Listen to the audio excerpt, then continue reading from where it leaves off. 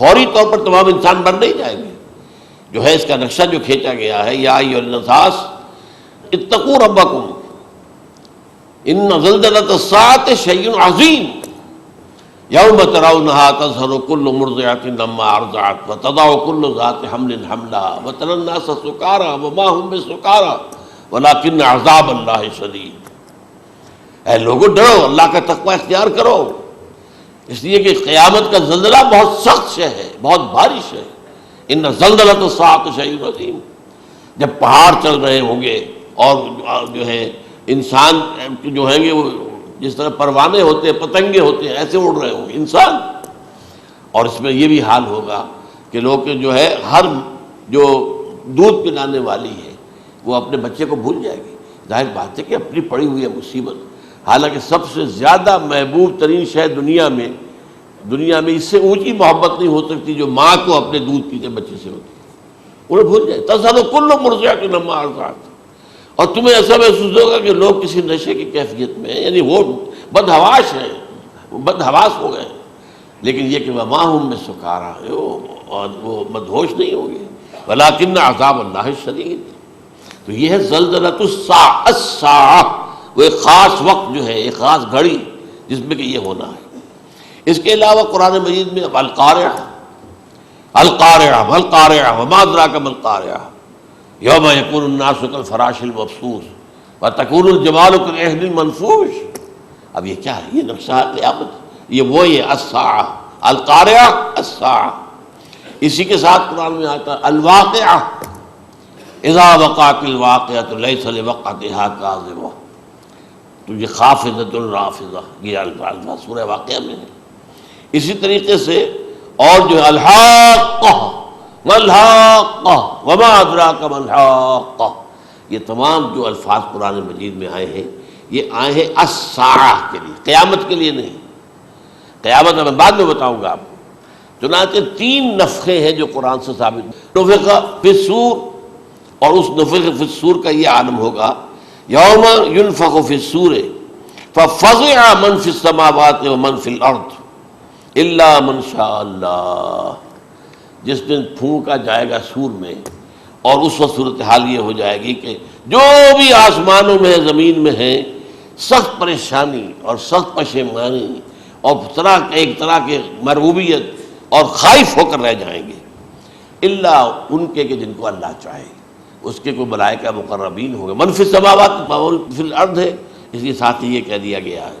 لیکن یہ باقی پورے لوگوں کے اوپر، پوری مخلوقات کے اوپر ایک جو ہے گھبراہٹ کی کیفیت طاری ہو جائے گی. تو یہ ہے پہلا فضا. دوسرا فضا کیا ہے؟ فضا صعق. صعق کہتے ہیں آدمی کا بے ہوش ہو جانا. یہ دوسری مرتبہ جب سور پھونکا جائے گا وَنُفِخَ فِي الصُّورِ فَصَعِقَ مَن فِي السَّمَاوَاتِ وَمَن فِي الْأَرْضِ إِلَّا مَا شَاءَ اللَّهُ. یہ ہے کہ اس کے بعد وہ سب کے اوپر موت طاری ہو جائے گی. یہ دوسرے سور پھونکے جانے کے بعد ہے. پھر ثُمَّ نُفِخَ فِيهِ أُخْرَى، پھر ایک مرتبہ اور پھونک ماری جائے گی. یہ تیسرا ہو رہا ہے. فَإِذَا هُمْ قِيَامٌ يَنظُرُونَ. تو اچانک سب کے سب کھڑے ہوں گے اللہ کی طرف دیکھتے ہوئے. اب یہ جو ہے یہ ہے یوم القیامہ. قام یقوم قیامتاً، کھڑا ہونا. کیونکہ اس دن یوم یقوم الناس لرب العالمین، جس دن کے تمام انسان جو ہے کھڑے ہو جائیں گے اپنے رب کے حضور میں، جس کا نقشہ کھینچا گیا ہے اذا دکت الارض دکا دکا وجاء ربک والملک صفا صفا. تو یہ سب کے سب انسان بھی جو ہے موجود ہوں گے، فرشتے صفے باندھے ہوئے ہوں گے، اور اللہ تعالیٰ جو ہے اپنے خاص عرش کے ساتھ یحمل عرشہ ثمانیہ، 8 فرشتے اس عرش کو اٹھائے ہوئے ہوں گے جبکہ یہ آسمان پھٹے گا اور اس روئے ارضی پر اللہ تعالیٰ کا نزول ہوگا. یہ جو ہے ہمارا یوم القیامہ یہاں ہے. یوم القیامہ ہی میں جو فیصلے ہونے یہاں ہونے. قصہ زمین برسر زمین، جو نیکیاں تم نے یہاں کمائی ہیں یا جو بدیاں تم نے یہاں جن کا ارتکاب کیا کا فیصلہ یہاں ہوگا.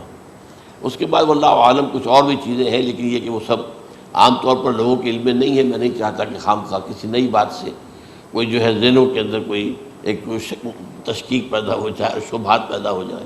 لیکن یہ چیزیں جو میں نے آپ سرچ کی از قرآن ثابت ہے. اسی زمین پر اترنا ہے. وجاء ربک والملک صفا صفا، یہ سب کے سب آئیں گے، اور ملائکہ، اور اس کے علاوہ جو ہے دوسرے مقامات پر اس کا نقشہ کھینچا گیا ہے۔ سورۃ الحاقہ کے اندر ہے، اللہ کا عرش جو ہے 8 فرشتے اٹھائے ہوئے نیچے اتریں گے۔ تو یہ تمام چیزیں قرآن مجید میں مذکور ہیں، اور یوم القیامہ یہی ہوگا، لیکن وہ ہے یوم القیامہ۔ ہم قیامت کہتے ہیں اس کو جس کو قرآن کہتا ہے الساعہ، الزلزلہ، الحاقہ، القارعہ، الواقعہ۔ یہ ہے در حقیقت جو پہلا معاملہ ہے کہ اس کے اندر جو ہے فضا ہو جائے۔ اب دیکھیے جو علامات قیامت احادیث میں آئی ہیں وہ میں آج آپ کو سنا رہا ہوں۔ ان کو 2 حصوں میں تقسیم کیا جاتا ہے، علامات صغریٰ، علامات کبریٰ۔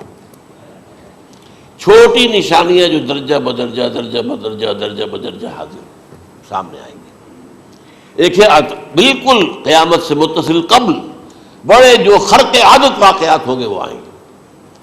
اچھا، پہلی چیز کے سلسلے میں حضرت انس رضی اللہ تعالیٰ عنہ سے یہ مروی ہے، اور یہ حدیث متفق علیہ ہے۔ پہلی علامت حضور نے بیان کی قیامت کی علامات میں سے، اب میں لفظ قیامت اسی معنی میں بول رہا ہوں جس میں کہ ہم عام طور پر بولتے ہیں۔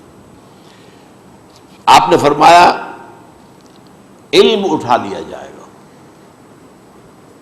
جہالت کا دورہ ہوگا۔ اب یہ کون سا علم اٹھایا جائے گا؟ سائنس کا علم نہیں، دین کا علم۔ آج تو ساری قدر و قیمت جو ہے جس کے لیے دوڑتے ہیں لوگ، لاکھوں روپے کی فیسیں دے کر، MBA ہو رہے ہیں، یہ جو ہے اکاؤنٹنسی کا پاس کر رہے ہیں، یہ CA کر لیا ہے، یہ کوئی اور جو ہے فزکس میں، کہیں کیمسٹری میں ڈاکٹریٹ کر لی ہے، ڈاکٹر بن گئے تو کیا ہی کہہ رہے ہیں۔ اس لیے کہ بڑی چیز جو پاکستان سے ایکسپورٹ ہوتی ہے وہ ڈاکٹر ہیں۔ جو اتنے بڑے پیمانے پر جو کالج کھلے ہوئے، 3 لاکھ روپے ایک سال کی فیس، 5 لاکھ روپے ایک سال کی فیس، یہ کیوں لیتے ہیں اور کیوں لوگ دیتے ہیں؟ کہ موقع مل جاتا ہے MBBS کر کے۔ امریکہ کے اندر بھی ڈیمانڈ ہے، ان کے ہاں ڈاکٹر جو ہیں جتنے ہونے چاہیے نہیں ہے، لہذا اور بھی بہت سی جگہوں پر ڈیمانڈ ہے۔ تو جس چیز کی مارکیٹ میں ڈیمانڈ ہے وہ علم ہے۔ آج علم کمپیوٹر کا علم ہے یہ، حالانکہ ان میں سے کسی کے اوپر لفظ علم کا اطلاق میرے نزدیک غلط ہے، جہالت ہے۔ علم وہ ہے جو ذہن کو جلا دے، جو سوچ کو جلا دے، روشنی پیدا کرے، دماغی روشنی، وسعت دے، انسان کے فکر کو وسعت دے، اس کے ذہنی جو ہے جو افق ہے اس کو وسیع کرے۔ علم تو وہ ہے جو حقیقت کے کیا علم بھی اس سے عطا فرمائے۔ قرآن ہے، حدیث ہے، باقی اور چیزیں جو اس سلسلے میں آ سکتی ہیں وہ ہے کہ جو قرآن اور حدیث کی سمجھنے میں مومن ہو اور زیادہ جو ہے اس کے تک فہم کو آسان کر دے۔ لیکن یہ کہ فرمایا علم اٹھا لیا جائے گا، جہالت کو فروغ ہوگا۔ ظاہر بات ہے ایک ہی بات ہوئی ہے۔ دوسرے نمبر پہ یہ کہ جہالت کو فروغ ہوگا۔ نمبر 3 زنا کثرت سے ہوگا۔ نمبر 4 شراب نوشی عام ہو جائے گی۔ نمبر 5 عورتوں کی تعداد بہت زیادہ ہو جائے گی، مردوں کی تعداد کم ہو جائے گی، یہاں تک کہ 50 عورتوں کا خیر خبر کرنے والا، کوئی نگرانی کرنے والا، وہ ایک مرد۔ اچھا، یہ تو ہے ایک حدیث جو میں نے آپ کو بیان کر دی، متفق علیہ، یہ بخاری اور مسلم دونوں میں ہے۔ دوسری حدیث بخاری کی ہے، اس کو حضرت ابو ہریرہ رضی اللہ تعالیٰ عنہ نے روایت فرمایا ہے، قیامت آئے گی جب امانت ضائع ہو جائے گی۔ آج ہمارے ہاں امانت کے ضائع ہونے کا جو نقشہ ہے شاید پوری دنیا میں کہیں اور نہیں۔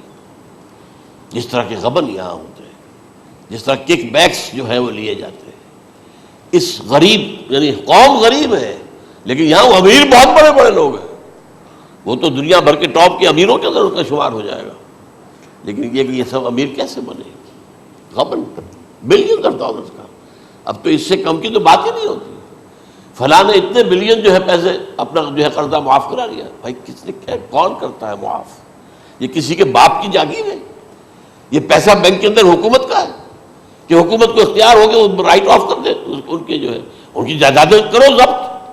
لیکن ہوتا کیا ہے، بینک آفیسر بے ایمان ہے، وہ کہتا تھا 1 کروڑ کا قرضہ لے جاؤ، 10 لاکھ مجھے دے جاؤ، چاہے تم میرے پاس کوئی ڈاکومنٹ جو ہے ایسے نہیں دے سکتے، حالانکہ ہونا چاہیے، اتنا